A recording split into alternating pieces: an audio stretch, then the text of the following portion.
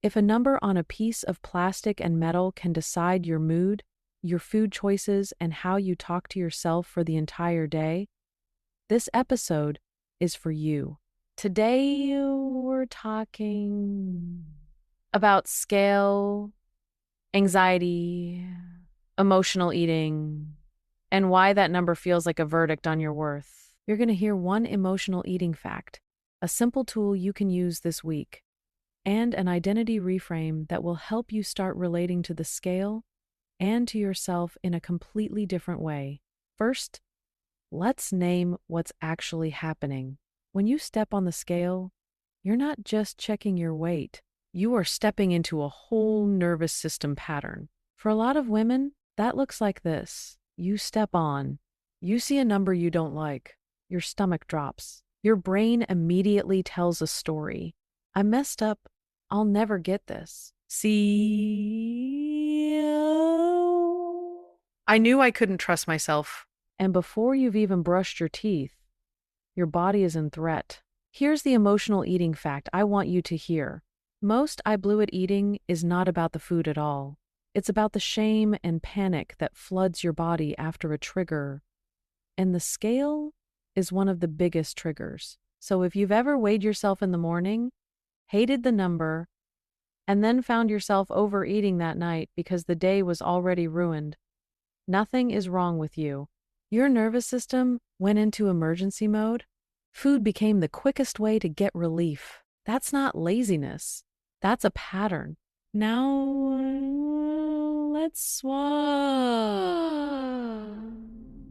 Very simple tool you can start using this week. I call it the 4R scale reset. You can use this anytime you weigh yourself, whether you like the number or not. The 4 R's: recognize, regulate, reframe, re-choose. Let's break it down. Step 1, recognize. The moment you see the number, pause and name what's happening. I'm triggered. My brain is spinning a story. My body feels tight, hot, or heavy. You're not judging it, you're just noticing. Even one sentence like, oh, this is my scale pattern, creates a tiny gap between you and the spiral. Step 2, regulate. You do not need to figure out your whole life while your nervous system is screaming. Before you make any decisions about your body, your food, or your day, give yourself 60 to 120 seconds to regulate. That could look like plant both feet on the floor. Inhale for a slow count of 4.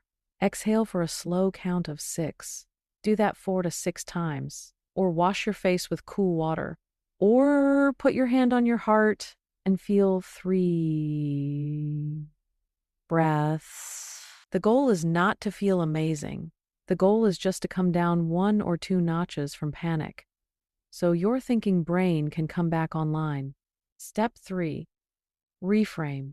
This is where we catch the lie and offer a truer thought. Your brain might be saying, this number means This number means I can't be trusted. This number means I'll always be like this.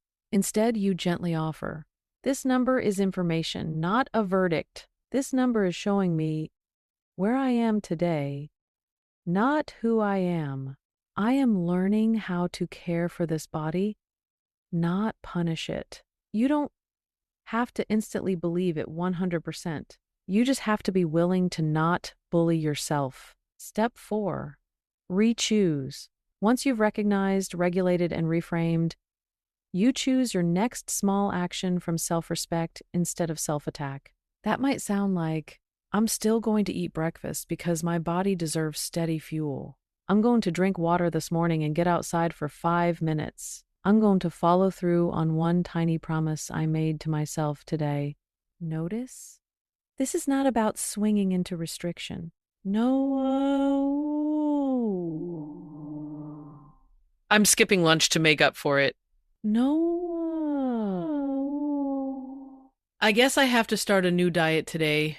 That is the old scale anxiety loop. We're building a new loop.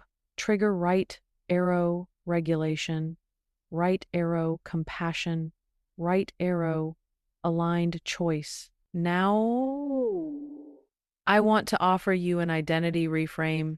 If the scale is running your day, it's tempting to believe, I'm just someone who can't handle seeing my weight. But that's not who you are. That is a pattern your nervous system learned as a way to try to keep you safe from shame. Underneath the spiral is a woman who deeply cares. You care about your health. You care about feeling good in your body and your clothes. You care about breaking patterns you might have watched your mom or your friends live in for decades. What if you started to see yourself not as the woman who loses it when she sees the scale, but as the woman who is learning to lead herself through triggers with compassion? That is self-leadership. That is emotional eating recovery. And I want you to hear this clearly. You do not have to weigh yourself to make progress. Some of my clients put the scale away completely for a season. Others keep it, but we change when and how they use it. There is no one right way. There is only what allows your body to feel safer. So change becomes sustainable instead of all or nothing. So here's your tiny scale experiment for this week. Number 1, decide your boundary. Are you going to step away from the scale entirely for the next 7 days? Or